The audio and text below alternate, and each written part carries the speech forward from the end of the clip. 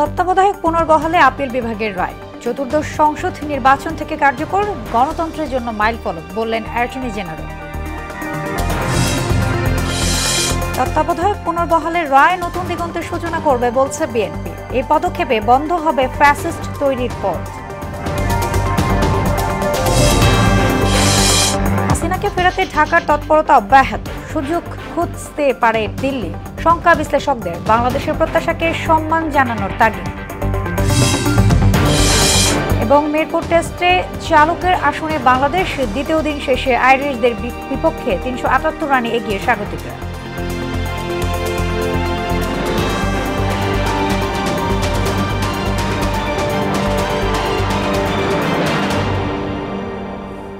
আসসালামু আলাইকুম, সবাইকে মোহনা সংবাদে স্বাগত। শুনছিলেন শিরোনাম, আর পুরোটা সংবাদ জুড়ে আছে আমি সোনিয়া ইসলাম। এবারে বিস্তারিত। অবশেষে ফিরে এলো তত্ত্বাবধায়ক সরকার ব্যবস্থা। দীর্ঘ শুনানি শেষে আজ তা পুনর্বহালের রায় দেন আপিল বিভাগ। প্রধান বিচারপতি ডক্টর সৈয়দ রেফাত আহমেদের নেতৃত্বাধীন পূর্ণাঙ্গ বেঞ্চ এ রায় দেয়া হয়। তবে চতুর্দশ জাতীয় সংসদ নির্বাচন থেকে এই ব্যবস্থা কার্যকর হবে। এই রায়কে গণতন্ত্রের জন্য মাইলফলক হিসেবে উল্লেখ করেন অ্যাটর্নি জেনারেল মোহাম্মদ আসাদুজ্জামান। মেজবা রহমানের রিপোর্ট। 14 বছর আগে তত্ত্বাবধায়ক সরকার ব্যবস্থা বাতিল করে সংখ্যাগরিষ্ঠতার ভিত্তিতে রায় দেন সাবেক প্রধান বিচারপতি এবিএম খায়রুল হকের নেতৃত্বাধীন পূর্ণাঙ্গ বেঞ্চ। পরে এই রায়কে পুঁজি করে দলীয় সরকারের অধীনে 3টি বিতর্কিত নির্বাচন করে ক্ষমতায় টিকেছিলেন পতিত শেখ হাসিনা। গত বছরের জুলাই আন্দোলনে আওয়ামী লীগ সরকার ক্ষমতাচ্যুত হওয়ার পর আবারও সর্বোচ্চ আদালতে ওঠে বিষয়টি। তারই ধারাবাহিকতায় সংবিধানের ত্রয়োদশ সংশোধনী বাতিলের সিদ্ধান্তের বিরুদ্ধে রায় ঘোষণা হলো আজ। রায়ে সন্তুষ্ট আইনজীবীরা বলেন, এই রায়ের মধ্য দিয়ে রাজনৈতিক দলগুলোর ঐক্যমত্য সৃষ্টি হয়েছে। আমরা মনে করি যে এটা খুশি না, খালি ঈদের দিন আমাদের মনে হচ্ছে। তার কারণ বিএনপি খালি খুশি না, সারা জাতি খুশি। নির্দলীয় তত্ত্বাবধায়ক সরকার ব্যবস্থার মাধ্যমে সংবিধানের প্রবর্তনের মাধ্যমে মৌলিক যে কাঠামো, এই কাঠামোটা সুপ্রতিষ্ঠিত হয়েছে। রিভাইভ, রেস্টোরড বাট নট কার্যকর। Revive, restored but not enforceable. কার্যকর না, কার্যকর হবে prospectively. Prospective meaning thereby চতুর্দশ সংসদ নির্বাচনের পর থেকে। আমরা ভবিষ্যতে এর মাধ্যমে এই রিভিউ পিটিশন গ্রহণের মাধ্যমে আমাদের সুষ্ঠু নিরপেক্ষ নির্বাচনের পথ সুগম হবে। সাবেক প্রধান বিচারপতি এবিএম খায়রুল হকের ত্রুটিপূর্ণ ও কলঙ্কিত এই রায় বাতিলের মাধ্যমে গণতন্ত্র পুনরুদ্ধার হবে বলে প্রত্যাশা রাষ্ট্রের সর্বোচ্চ আইন কর্মকর্তার। তত্ত্বাবধায়ক সরকার ব্যবস্থা সংবিধানে 1996 সালে ত্রয়োদশ সংশোধনের মাধ্যমে আনা হয়েছিল। সেইটাকে সংবিধানের সাথে সাংঘর্ষিক না বলে এটাকে সাংবিধানিক হিসেবেই ঘোষিত হলো। আগামী চতুর্দশ জাতীয় সংসদ নির্বাচনের আগ পর্যন্ত জাতীয় সংসদ এ পরিবর্তন করতে পারবে বলেও জানান তিনি। পূর্বাবস্থায় ফিরে গেল এবং এটা কার্যকরী হবে নেক্সট পার্লামেন্ট ডিজলভ হওয়ার পরবর্তী 15 দিনের মধ্যে যেটা আছে সেই বিধানটা পুনর্বহাল হলো। 14 বছর পর আপিল বিভাগের রায়ে আবার ফিরে এলো তত্ত্বাবধায়ক সরকার ব্যবস্থা। তবে আগামী চতুর্দশ জাতীয় সংসদ নির্বাচনের আগ পর্যন্ত সংবিধানে থাকবে তা ঘুমন্ত অবস্থায়। আইনজ্ঞরা বলছেন, এই রায়ের আলোকে তা পরিবর্ধন করতে পারবে জাতীয় সংসদ। সুপ্রিম কোর্ট থেকে মেজবা রহমান, মোহনা সংবাদ, ঢাকা। তত্ত্বাবধায়ক সরকার ব্যবস্থা পুনর্বহালকে স্বাগত জানিয়েছে বিএনপি। দলটির নেতারা জানান, এই রায় নতুন দিগন্তের সূচনা করবে। এর মাধ্যমে বিএনপির দীর্ঘদিনের আন্দোলন সফলতা পেয়েছে বলে মন্তব্য করেন তারা। এতে ফ্যাসিস্ট তৈরির পথ বন্ধ হবে বলেও মনে করেন বিএনপি নেতারা।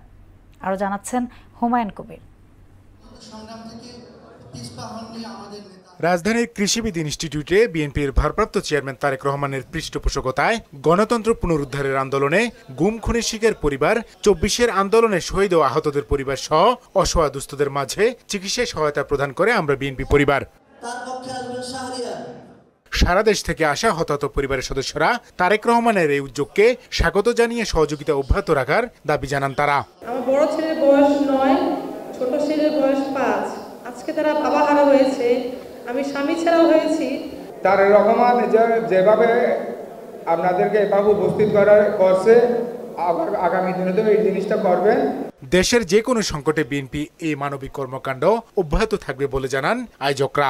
আমাদের ভারপ্রাপ্ত চেয়ারম্যান সাহেবের নির্দেশনায় আমাদের এই মানবিক কার্যক্রম যাতে অব্যাহত থাকে সারা জীবনের জন্য, সেই জন্য আমি আপনাদের কাছে অনুরোধ করব, আমাদের প্রিয় নেতা জনাব তারেক রহমানকে আমরা যদি এই বাংলাদেশের দায়িত্ব দেই, তাহলে দেখবেন ওনার পিতার মতো উনিও ইনশাআল্লাহ এই বাংলাদেশে গড়বেন কাঁধে কাঁধ মিলে আপনাদের।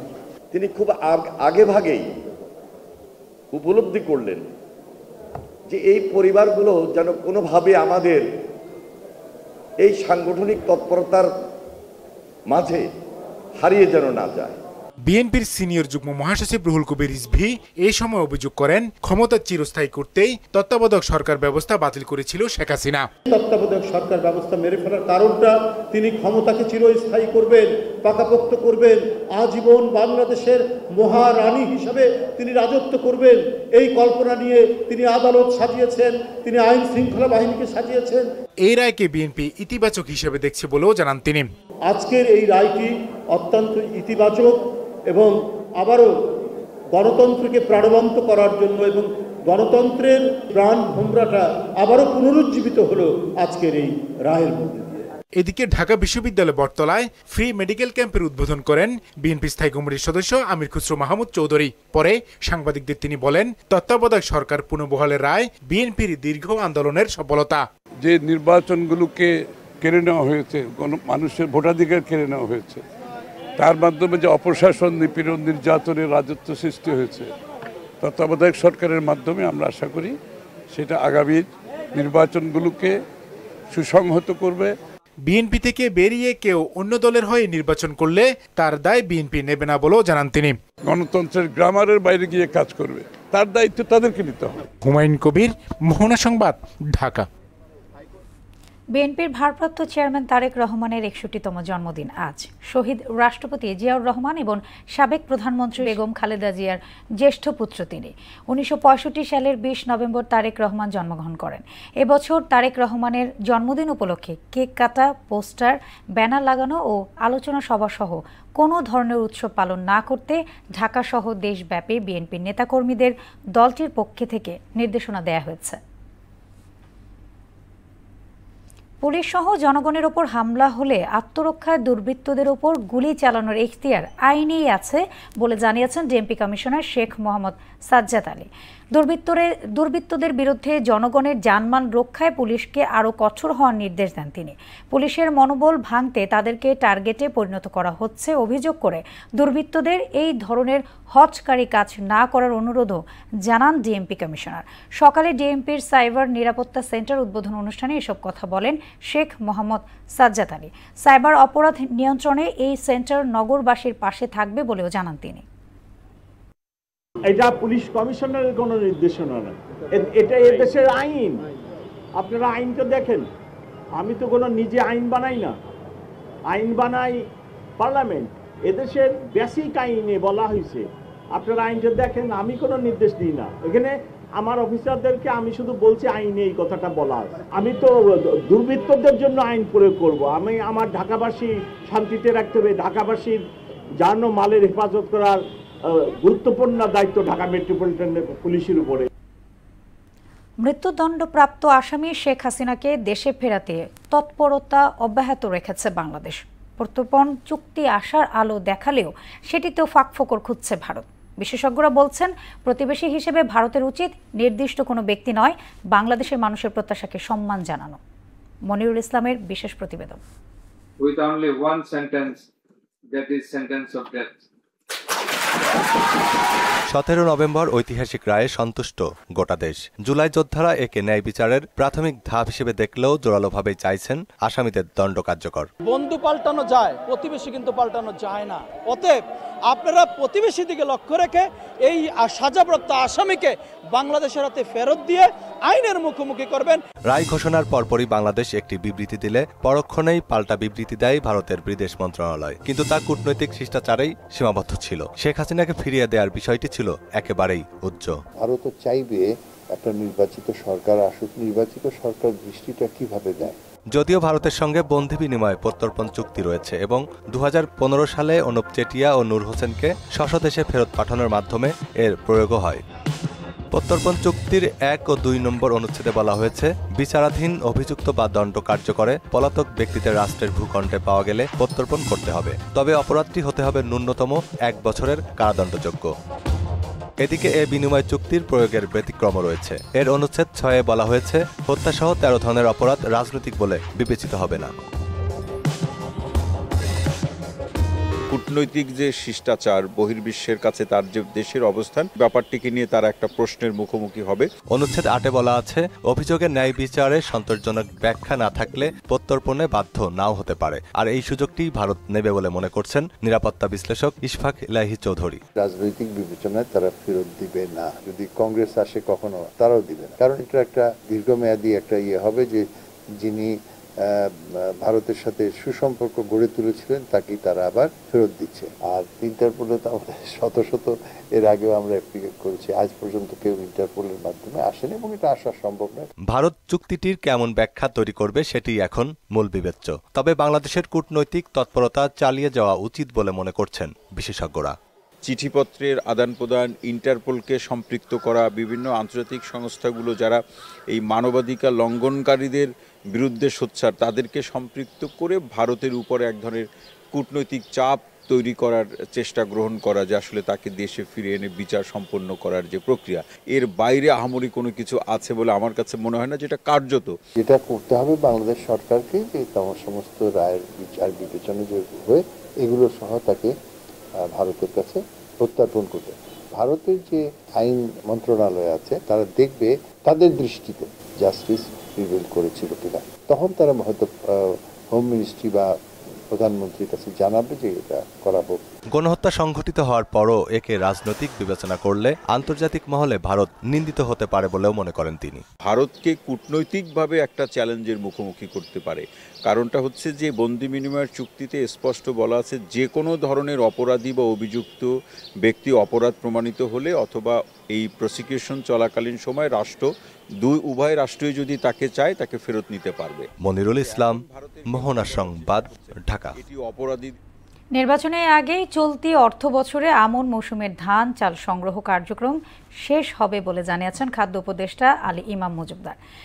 বিকেলে সচিবালয়ে সাংবাদিকদের সাথে আলাপকালে উপদেষ্টা বলেন, আমন মৌসুমে 50,000 মেট্রিক টন ধান, 6 লাখ মেট্রিক টন সেদ্ধ চাল ও 50,000 মেট্রিক টন আতপ চাল সংগ্রহ করবে সরকার, যা আজ থেকে শুরু হয়ে ফেব্রুয়ারির শেষ পর্যন্ত চলার কথা রয়েছে।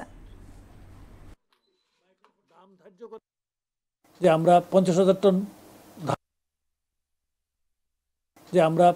টন ধান, 5 লাখ টন সিদ্ধ চাল আর 50,000 টন আতপ চাল এটা দেওয়া হয়েছে। এটা টার্গেটটা কিন্তু মিনিমাম। আজকে থেকে সংগ্রহ শুরু হবে ইনশাল্লাহ। আপনারা আমাদের সর্বশেষ মেয়াদ আছে ফেব্রুয়ারি, প্রায় সবটা সংগ্রহ করে ফেলার জন্য ইনশাল্লাহ আমরা চেষ্টা করি। এই সরকার কিন্তু পরবর্তী সরকারের জন্য বিভিন্ন পর্যায়ে কাজগুলিকে কমফোর্টেবল রেখে যাবে, এই ব্যাপারে আমরা কমিটেড। খেলার খবর। মিরপুর টেস্টে দ্বিতীয় দিন শেষে 378 রানে এগিয়ে বাংলাদেশ। প্রথম ইনিংসে স্বাগতিকদের 476 রানের জবাবে 98 রান সংগ্রহে 5 উইকেটের পতন ঘটে সফরকারীদের। এর মধ্যে হাসান মুরাদের শিকার 2 এবং তাইজুল, মিরাজ ও খালেদ আহমেদের সংগ্রহ 1টি করে উইকেট। এর আগে মুশফিকুর রহিম ও লিটন দাসের সেঞ্চুরিতে ভর করে সব উইকেট হারিয়ে 476 রান করে বাংলাদেশ। বিশ্বের 11তম এবং একমাত্র বাংলাদেশি হিসেবে নিজের 100তম টেস্টে 100 রানের কীর্তি গড়েন মুশফিক। তার সংগ্রহ 106 রান। আর লিটন দাস ক্যারিয়ারে 5ম টেস্ট সেঞ্চুরিতে করেন 128 রান। সংবাদে নিচ্ছে একটি বিরতি, আর ফিরে এসে থাকছে। রাঙ্গামাটি পার্বত্য জেলা পরিষদের নিয়োগ প্রক্রিয়ায় কোটা বৈষম্যের প্রতিবাদে কোটা বিরোধী ঐক্য জোটের হরতাল প্রত্যাহারের ঘোষণা দিয়েছে সংগঠনটি। এদিকে হরতালের কারণে চাকরি প্রত্যাশী পরীক্ষার্থীদের নিরাপত্তার বিষয়টি বিবেচনায় নিয়ে রাঙ্গামাটি পার্বত্য জেলা পরিষদের অধীনে অনুষ্ঠিতব্য আগামীকালের নিয়োগ পরীক্ষা স্থগিত করেছে জেলা পরিষদ।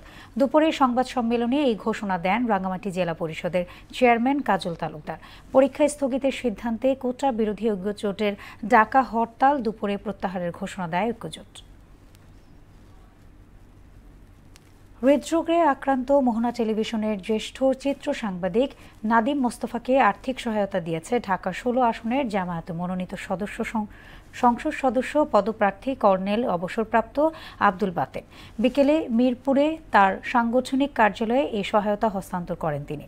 এ সময় অন্যান্যদের মধ্যে আরও উপস্থিত ছিলেন আসনটির নির্বাচন পরিচালক নাসির উদ্দিন, সদস্য সচিব আশরাফুল আলম, সদস্য শহীদুল ইসলাম, মোহনা টেলিভিশনের প্রধান চিত্র সাংবাদিক মাহবুবুর রহমান ফরহাদ। সাতক্ষীরা জেলা জজ আদালতে জনবল ও অবকাঠামো সংকটে বিঘ্নিত হচ্ছে বিচারিক সেবা। ফলে ভোগান্তি বাড়ছে বিচার প্রার্থী মানুষের, বাড়ছে মামলা জট। সংশ্লিষ্ট দপ্তর এসব সমস্যা সমাধানে আশু ব্যবস্থা গ্রহণ না করলে দুর্ভোগ চরমে পৌঁছাবে বলে মনে করছেন বিচার প্রার্থীরা। সাতক্ষীরা প্রতিনিধি আব্দুল জলিলের প্রতিবেদনে জানাচ্ছেন মাহমুদা আক্তার।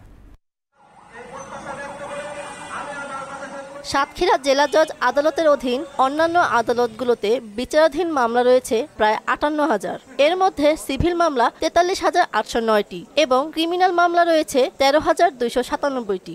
এসব মামলার বিচার কাজ পরিচালনার জন্য বিভিন্ন পর্যায়ের ১৭টি আদালতের কার্যক্রম বর্তমানে চলমান আছে। সম্প্রতি আরও ১৬টি নতুন আদালত সৃষ্টি করা হয়েছে, কিন্তু এজলাস ও দপ্তরের সংকটে মামলা জট বেড়ে যাওয়া সহ ব্যাহত হচ্ছে বিচারিক কাজ। তাই দ্রুত বিচারের লক্ষ্যে দীর্ঘসূত্রিতা কমাতে বিচারক বৃদ্ধি সহ অবকাঠামো উন্নয়নের দাবি জানান সেবা প্রার্থীরা। আমি অনেক বছর হাঁটাহাঁটি করছি, আমি দ্রুত বিচার পাচ্ছি না। নথি হারিয়ে গেছে, কতদিন উঠবে এখন সেটা নথি পাওয়া যাচ্ছে না। দ্রুত যাতে আমাদের দেশ নিষ্পত্তি আমরা এই বয়সে যেন ভালো থাকতে পারি, এই আমরা আশা করি। বর্তমান সরকারের কাছে আকুল আবেদন, জোর দাবি জানাচ্ছি বিচারক বৃদ্ধি করার জন্য, কোর্ট বাড়ানোর জন্য, যাতে করে মানুষ দ্রুত বিচার পায়। আদালতের কার্যক্রম সুষ্ঠুভাবে পরিচালনার জন্য জনবলের পাশাপাশি অবকাঠামোগত সংকট দ্রুত নিরসন করার দাবি আইনজীবীদের। সাতক্ষীরা জেলাতে সিভিল এবং ক্রিমিনাল মিলে প্রায় ৬০,০০০ মামলায় আমরা জড়িত। এখানের এই জনপদের মানুষ এই প্রতিদিন সকালবেলা উঠে এই মামলা নিয়ে সাতক্ষীরা কোর্টে হাজিরা দিতে দিতে তারা ক্লান্ত। যেন অতি দ্রুত সাতক্ষীরায় অবকাঠামোগত উন্নয়ন এবং জনবলের যে সমস্যা আছে, ঘাটতি আছে, সেটা পূরণ করেন। আমাদের এখানে সেই ধরনের অবকাঠামো নেই, এখানে কোনো স্টাফ নাই, আমাদের এখনো কোনো সবকিছু অগোছালো। কোর্টগুলোর জায়গা দেওয়ার মতন আমাদের অবকাঠামো ছিল না, সবসময় আমরা বিচারক শূন্যতায় ভুগেছি। জনবল ও অবকাঠামোগত সংকট সমাধানে দ্রুত কার্যকর ব্যবস্থা গ্রহণ করতে সংশ্লিষ্ট দপ্তরে দাবি জানানো হয়েছে বলে জানালেন এই সরকারি কৌশলী। ঊর্ধ্বতন কর্তৃপক্ষের নিকট আবেদন করছি যে যাতে এই সাতক্ষীরায় জনবল, জজশিপের যে আদালতগুলো আছে, জনবল এবং অবকাঠামোর দ্রুততার সহিত যাতে এই জনবল নিয়োগ হয়, সেই জন্য আমি ঊর্ধ্বতন কর্তৃপক্ষের সুদৃষ্টি আকর্ষণ। প্রতিদিন শত শত মানুষ সাতক্ষীরা জেলা ও দায়রা জজ সহ অন্যান্য আদালতে যাতায়াত করেন বিচারিক সেবা প্রাপ্তির প্রত্যাশায়। মাহমুদা আক্তার, মোহনা সংবাদ। এএফসি এশিয়ান কাপ বাছাইয়ের ম্যাচে ভারতকে হারানোর একদিন পরে ফিফা র্যাঙ্কিংয়ের সুখবর পেয়েছে বাংলাদেশ জাতীয় ফুটবল দল। বুধবার রাতে প্রকাশিত ফিফার সর্বশেষ হালনাগাদ র্যাঙ্কিংয়ে ৩ ধাপ এগিয়েছে হাভিয়ার কাবরেরার দল। বর্তমানে ৮৯৪ রেটিং পয়েন্টের সঙ্গে ১৭ পয়েন্ট যোগ হয়েছে বাংলাদেশে। ফলে ৯১১ পয়েন্ট নিয়ে ১৮৩ থেকে ১৮০ স্থানে উঠে এসেছেন হামজা জামালরা। গত ৯ বছরের মধ্যে এটি বাংলাদেশের সেরা অবস্থান। এর আগে ২০১৬ সালের মার্চে ১৭৭তম অবস্থানে ছিল বাংলাদেশ। শেষ করব মোহনা সংবাদ, যাবার আগে শিরোনামগুলো আরও একবার।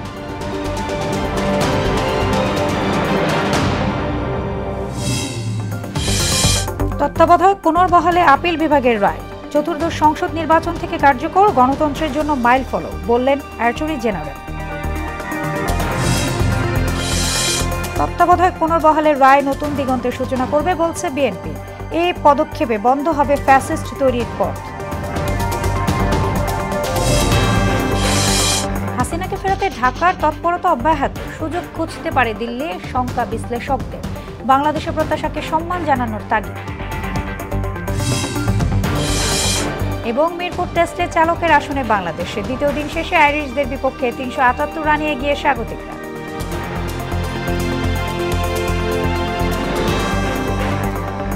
এই ছিল মোহনা সংবাদে। পরবর্তী সংবাদ রাত ৯টায়। এর আগে সন্ধ্যা ৭টায় দেখবেন সংবাদ এক নজরে। মোহনার সবশেষ খবর জানতে ভিজিট করুন www.mona.tv। সংবাদ দেখতে পারেন ফেসবুক, ইউটিউবে। এতক্ষণ সঙ্গে থাকার জন্য ধন্যবাদ সবাইকে।